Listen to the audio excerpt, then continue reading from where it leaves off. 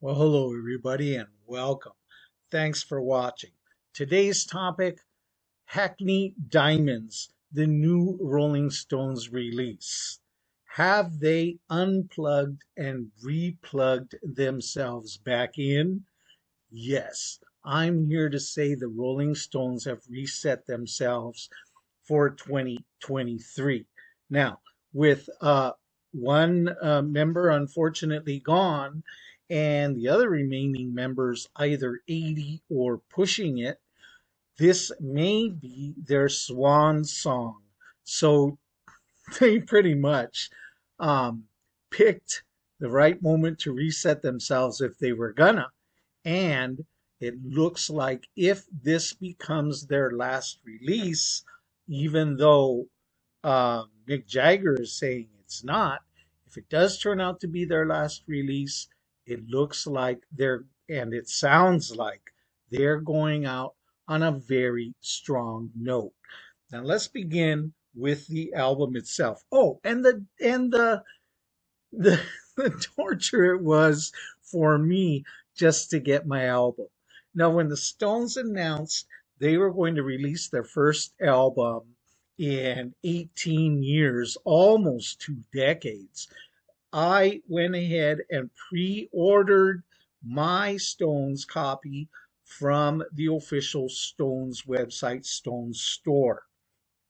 Pre-order, limited edition, exclusive to the Rolling Stones store and exclusive to pre-order. I went ahead and jumped on it. Well, little did I know that that was going to become a bit of a problem for me, because when they released the album, it still took almost 2 weeks for the physical album to arrive at my doorstep. Meanwhile, everybody else in the world had it, and it was driving me crazy. And another thing about the reason why it was driving me crazy partly was because, as you probably know, the Stones released a couple of singles to tease out the album before the official release on October 20th.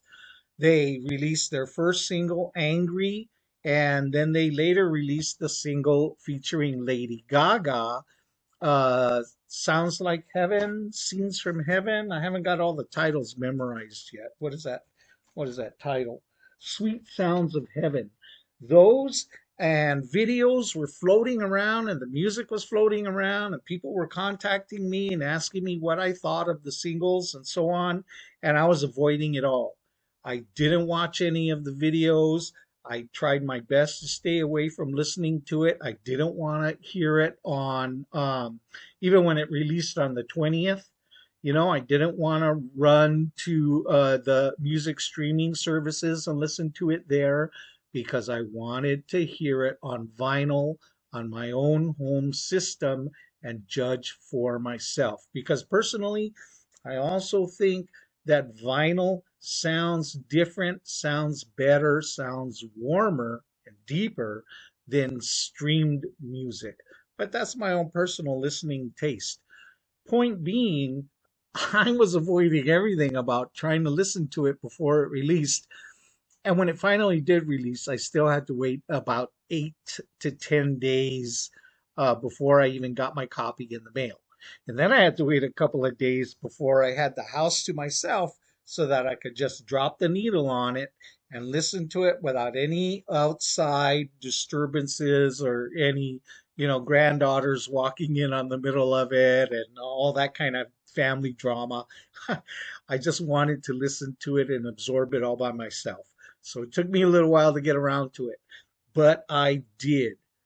First impression, pleasantly surprised. As a lot of the critics were saying, very pleasantly surprised at the sound of this new album. And before we get too deep into the sounds of the album, let's check out this packaging, because, as I said, I ordered exclusive from Rolling Stone's shop, and so I got myself an exclusive copy with custom artwork. This is different artwork than you get on the albums at the store or on the CDs and so on. Here we go. Let me bring it up for you. Hackney Diamonds. What's exclusive and different about it is these little, these are the symbol of the knife driving that they used on the other album covers. But I've got exclusive Rolling Stones tongues with these little blue diamond marks on the inside. Some people I've seen knocking the artwork. I love it. I think it's great, you know. But here nor there, right? That's all. What do you call it? Subjective. Okay, so it's a gatefold cover, and here we are as we open. All right, so that's what it looks like on the inside, and here's the back cover. Is the back cover the same as your copy that you might have got at the store or on a CD, not exclusive? I don't know, but this is what my back cover looks like. Although I do know, once again, like the front cover has exclusive artwork. All right, so there's that. They did a great job of giving me the album in a polyline sleeve, which I love, which should be standard now for every album that you order. And look at this, also exclusive blue vinyl, Hackney Diamonds. Really cool, really nice. I love this. So nice. It looks very pretty on the turntable. So exclusive blue vinyl. Here is an additional sleeve, like in paper, like in thick paper sleeve they gave me.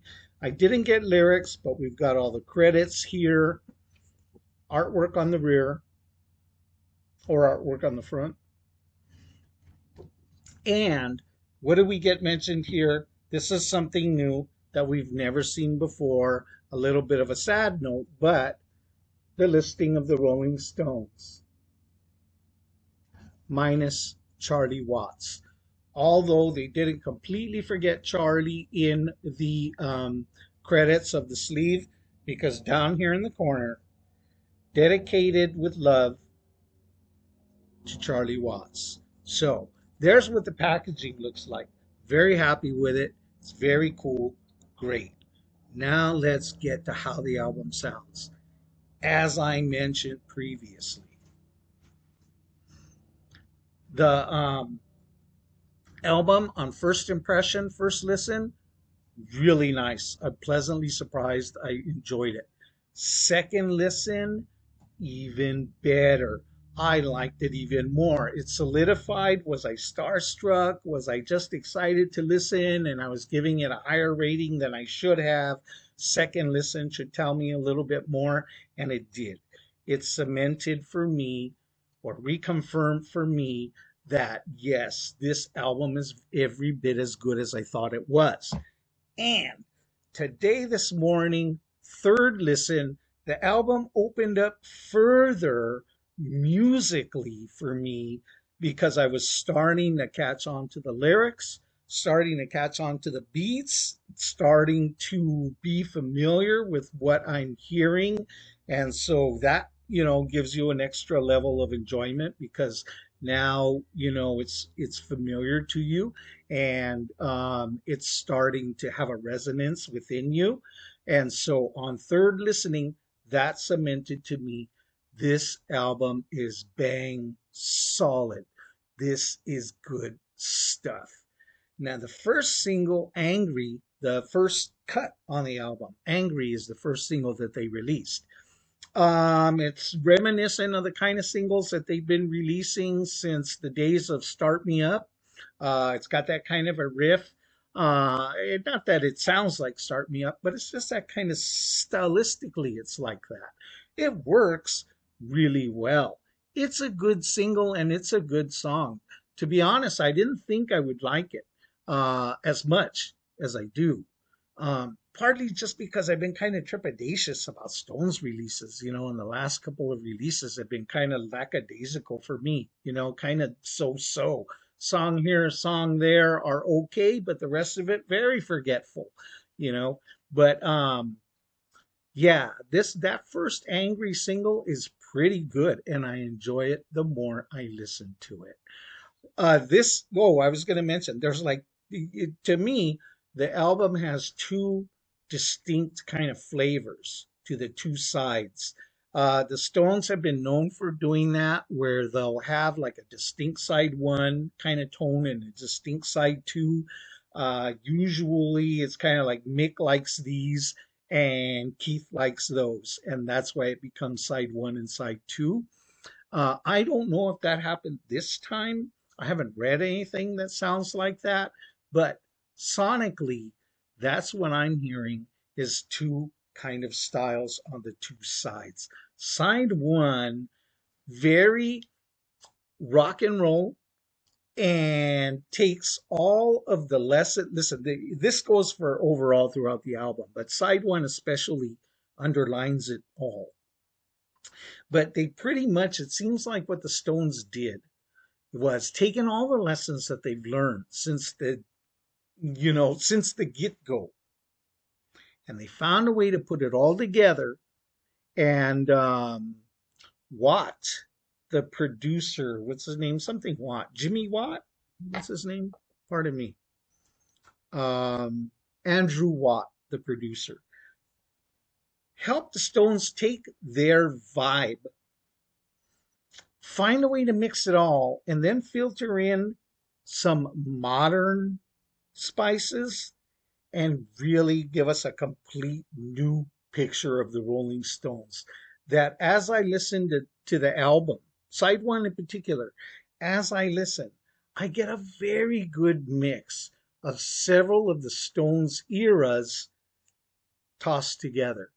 We get the 60s, we get the country-ish ballads like Silver Train and Girl with Faraway Eyes. Uh, we get exile kind of vibes, beats, rhythms. We get the dirty, grungy guitars from the 70s and the 80s. We get, yeah, I'm even going to throw in a little bit of psychedelia from the 60s as well. And some of the stuff that they were doing to make pretty good poppy songs in their later releases in the 90s and the 2000s. As I said, you get one or two good cuts off the album. The lessons that they learned in all of those eras, all thrown together with a modern filter, and you get side one.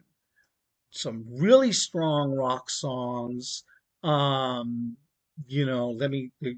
what titles have we got here? Um, I Want to Get Close to You, Bite My Hand Off. These are some really good rockers. And Keith and Ronnie are giving us some very good guitar weaves, some very good guitar solos.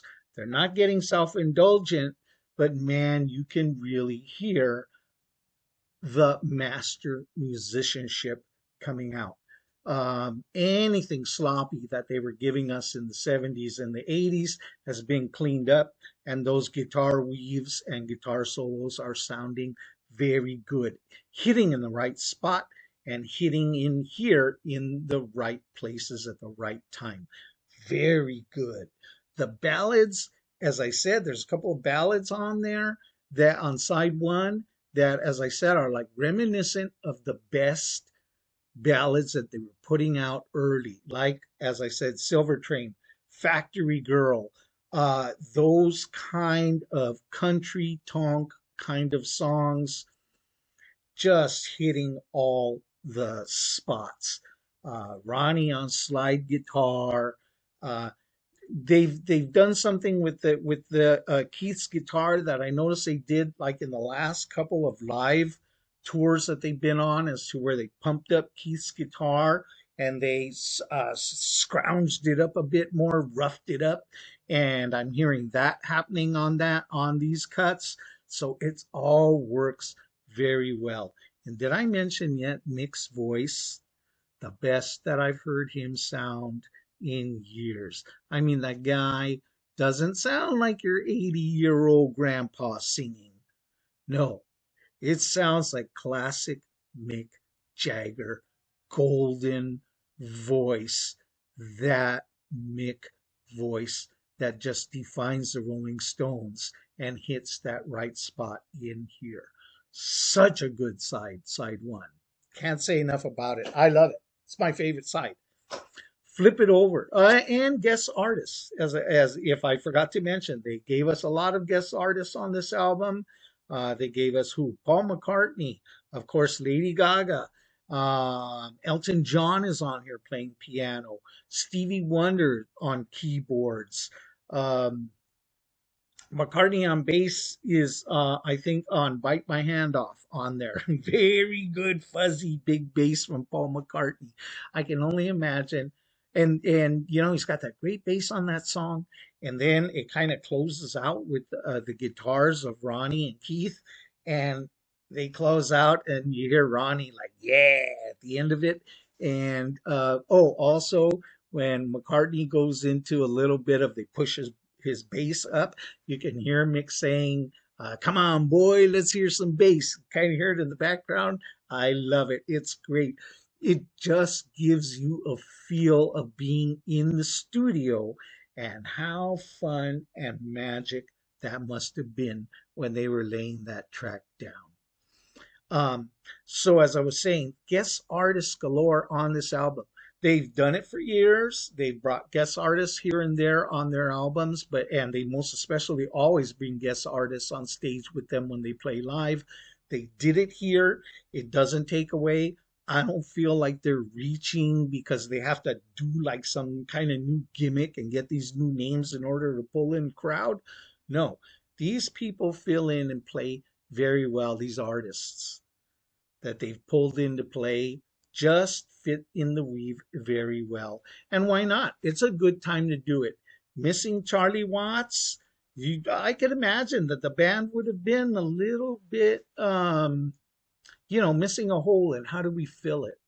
And they filled it very well in some ways with these guest artists. And of course, filled it with Steve Jordan, the new drummer, who I saw on the last tour when they came through here. He played at SoFi. Steve Jordan filling in very well, who's been a member of the Stones family for years.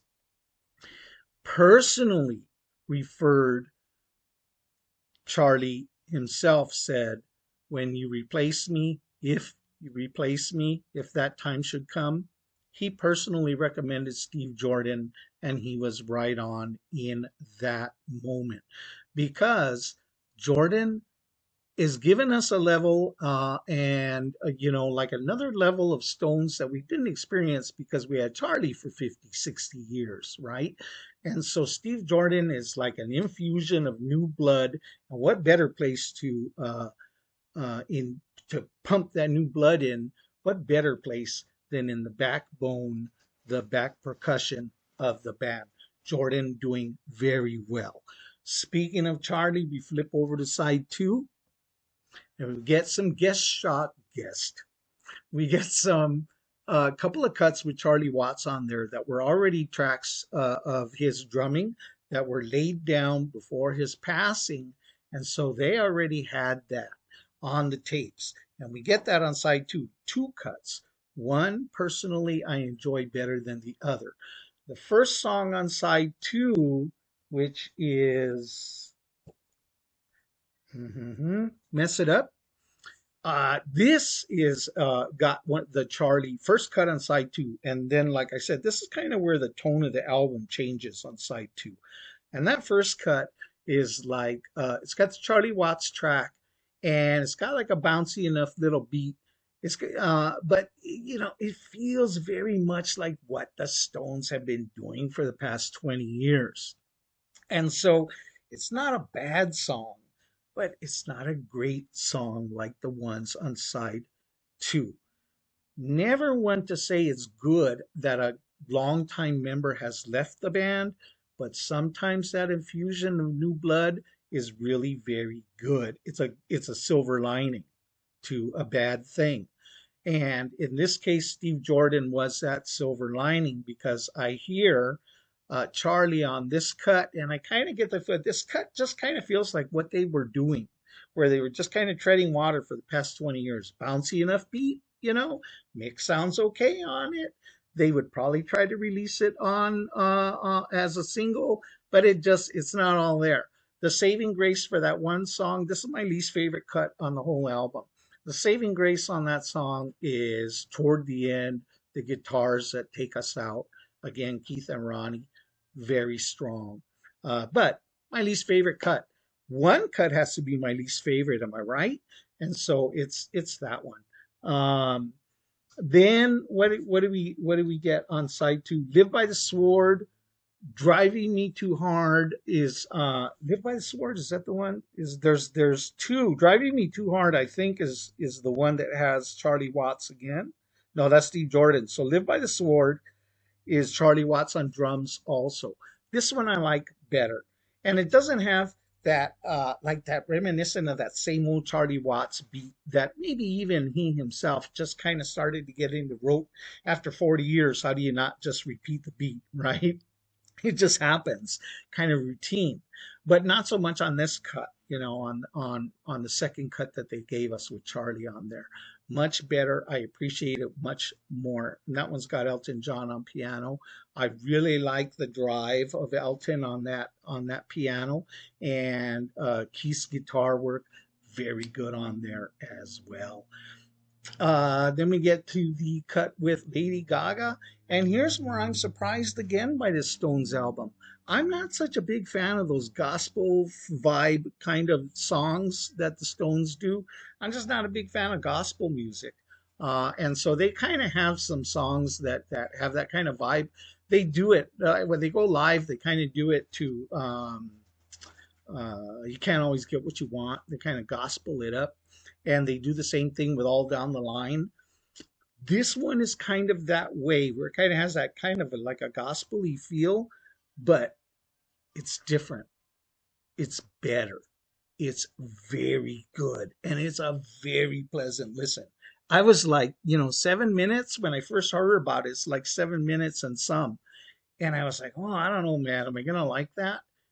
I really liked this song. It's a very enjoyable listen. So again, Stones hit it out of the park and really just surprised the hell out of me with that cut. And to close out the album, they covered, I want to give you the real title so I don't mess it up, Rolling Stone Blues. It's the song the Muddy Waters made that gave them their name, the Rolling Stones. In case you don't know the story, everybody knows the story, but I'm sure there's one person out there who doesn't know the story. So for that one person, in case you don't know the story, Keith recently told it again, retold the story when he was making the rounds, hyping the album.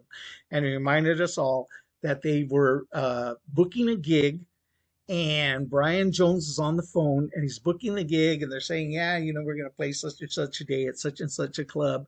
And then they got to the part where they asked him, well, what's the name of your group? Suddenly they realized in that second they didn't have a name. And so on the floor, I guess, was the spread of albums that they were listening to, and Muddy Waters' album was there. And that album and that cut was the first thing that caught Brian Jones's eye, and he said Rolling Stones, and there the name was born. And so, as a tribute, an homage, an honor to Muddy Waters, they close out the album with that cover of Rolling Stones Blues. It's just Mick and it's just Keith on guitar, Mick on vocals and harp. Beautiful rendition, closes out the album so wonderfully and puts it to bed and just says, how do you like us now? And what an album it is, and what a way to close. Keith Richards once mentioned that Mick Jagger, and I agree wholeheartedly, once mentioned that Mick Jagger is the greatest harmonica player in rock and roll. And I totally agree. I've always felt that Mick doesn't play harp enough. And one of my favorite parts of them when they're live is when Mick gets that harmonica and plays it. He's so good. And so we get some of that harmonica on Rolling Stones Blues as they close out. I can't say enough about how good this album is, okay? I've only heard it 3 times. Um, my friend on Twitter, Ray, fellow Stones fan, said that, he said the other day, I'm on my eighth listen. I'm not there yet, man, but I know I'm going to get there because this album just gets better. And as I said, it just keeps unfolding layers, just keeps revealing layers the more I listen to it. The more I hear it, the more I love it. And the final thing I'm going to say about this is somebody else on Twitter. Oh, I wish I could remember who, but it escapes me at this moment. But they said, and I totally agree. The Rolling Stones have become the old bluesmen that they once admired. A fitting tribute. If Hackney Diamonds, this brilliant album, a masterwork, if this album does become their swan song, is that what it is when it's your last thing? If this becomes their swan song and their final album, boy, what a way to go out. It's very good. Highly recommended, folks. Oh, I have one more last little bonus, personal bonus. I've been Rolling Stones fan forever, okay? This I found in the closet the other day, hidden in the back. How about this? How cool is this? Rolling Gold beer from Japan that one of my fellow students got for me from Japan. Look at this. It's got that little zipper down the back with the tongue. How cool is this? Rolling Stones beer. I've got a few bottles of it. I never even opened it. I'm sure it's like super, fermented or terrible now. But that's not the point, is it? It was a very nice find. And so I've been Rolling Stones crazy these last couple of weeks, and I'm very happy. Can't wait to see if they follow through with their tour plans this summer. Oh, and I was going to mention, yeah, I can't wait. You know, last couple of albums that they made, uh, I went to the concerts and I wasn't dying to hear the new songs. People usually are not dying to hear the new songs of any band. I don't care what band it is. A lot of times they don't want to hear the new songs. They're just not used to them, or they don't even feel it's up to par to their old favorites. These cuts, I want to hear them live. That's how good this album is, okay? I want to hear them play these songs live. I want to hear Depending on You live. That's how good this stuff is. All right. Thanks for watching, everybody. Thanks for sticking with me. If you're there's another guy out there on YouTube, Vinyl Richie, who I watch, and this is not a knock against him, but he he just recently put out a video and he said, and part of his title was "and a review of Hackney Diamonds." And then all the way to the very end, like, he didn't talk about it. And then his very last sentence or two were, well, my mother said, if you can't say a nice thing about something, don't say anything. And he walked away. And that's what he had to say about Hackney Diamonds. Dude, I couldn't disagree more. As a longtime Rolling Stone fan who's been through the ups and downs, who's been through the sloppy play, who's been through the dulled albums, who's been through many years of Stones fandom. You're entitled to your opinion, to not like it. But man, I couldn't disagree more on this one because this album is fucking A good. Thanks for watching, everybody. Peace. Let's close this out here.